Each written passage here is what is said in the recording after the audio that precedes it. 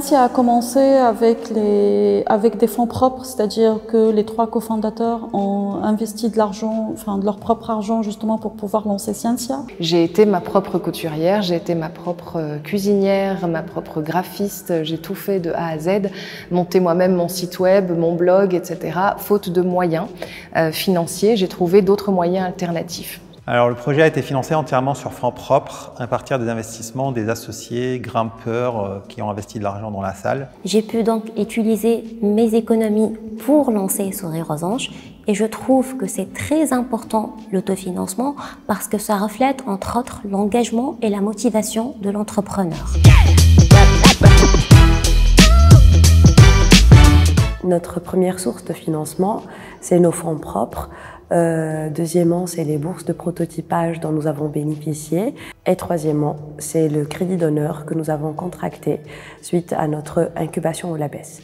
Alors personnellement, j'ai toujours évité de contracter n'importe quel prêt ou toute forme de créance. C'est une question de principe, sauf que dans le lancement d'un projet et quand on est déjà dedans, on ne peut pas se permettre le luxe de refuser une telle occasion quand elle se présente à nous, surtout que ça peut nous aider à développer notre service et nos offres. Après, au fil des années, on a essayé d'avoir justement des subventions de l'écosystème d'entrepreneuriat social. Et aussi, on a aussi investi l'argent qui est rentré à Scientia justement pour pouvoir développer d'autres projets et pouvoir accroître l'impact. En 2015, ensuite, j'ai lancé une campagne de crowdfunding sur KissKissBankBank qui a marché, on a même dépassé l'objectif. Alors une campagne de crowdfunding, c'est toujours une excellente idée parce que ça va vous permettre d'obtenir des fonds sans avoir de prêt, donc sans rembourser après, et de réellement impliquer votre communauté dans votre succès.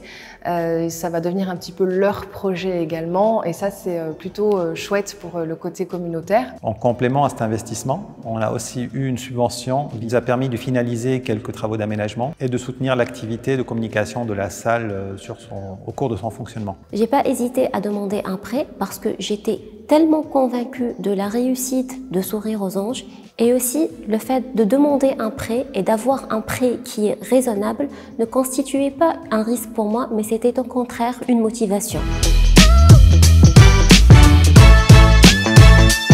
Pour la recherche de financement, tout va dépendre du stade de maturité de votre projet et ça va dépendre aussi de ce que vous cherchez. Est-ce que vous cherchez plutôt un crédit, donc que vous allez rembourser, ou est-ce que vous cherchez une subvention ?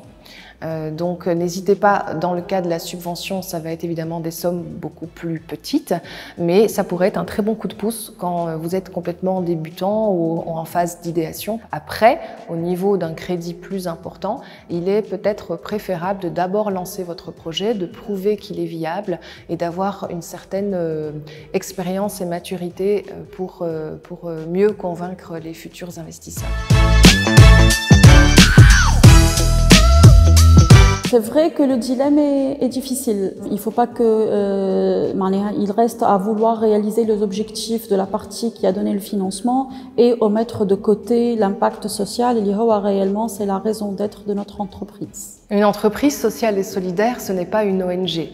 On est là évidemment pour avoir de l'impact et notre première mission c'est de participer au changement de ce monde pour créer pas uniquement une Tunisie mais un monde en général plus inclusif. Pour autant, nous restons des entrepreneurs. Nous avons des loyers, des salaires, des charges à payer.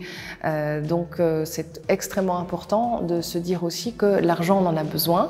Il faut avoir un certain détachement vis-à-vis de ça et se dire que l'argent finalement c'est un moyen qui nous permet en fait de développer davantage nos projets, de financer la création et la conception de produits.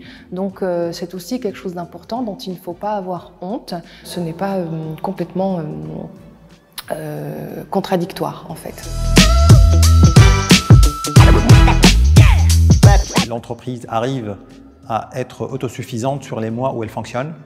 Heureusement, avec les mois où on a dû fermer à cause de la Covid, les associés sont restés avec la salle, ont supporté, l'ont soutenu. On espère que cette vague est derrière nous et qu'à partir de là, les choses ne peuvent être que meilleures. Aujourd'hui, l'activité de l'Arche est rentable et pérenne. Ça génère suffisamment de revenus pour couvrir ses charges. Nous avons quand même eu une grande difficulté à gérer, qui est le confinement de l'été.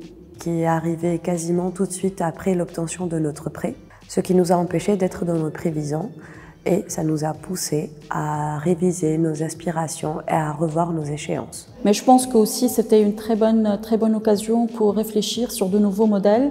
On a su être flexible par rapport à cette pandémie-là. On a su changer nos business plans justement pour pouvoir défier et la pandémie, mais aussi accroître l'impact. Passer de 1 heure, 2 heures par jour à essayer de rechercher activement les opportunités de financement. Il y en a plein. Il y en a plein. Il faut juste les trouver, candidater, suivre le dossier et espérer l'avoir, bien sûr. Il faut passer du temps pour l'avoir, il faut passer du temps pour le trouver et il faut passer du temps ensuite pour l'avoir. Je conseille à tous les entrepreneurs de regarder au sein de leur entreprise et dans leurs compétences qu'est-ce qui peut générer du revenu comme produit, service complémentaire afin d'enrichir les sources de revenus. Je pense que le financement devra être considéré comme un outil pour réaliser l'impact et non pas une finalité en soi. Le choix du financier est très important aussi parce que selon le fonds d'investissement qui va vous suivre, cela peut aussi impacter votre image de marque. Il vaut mieux avancer seul avec pas beaucoup d'argent qu'être mal entouré.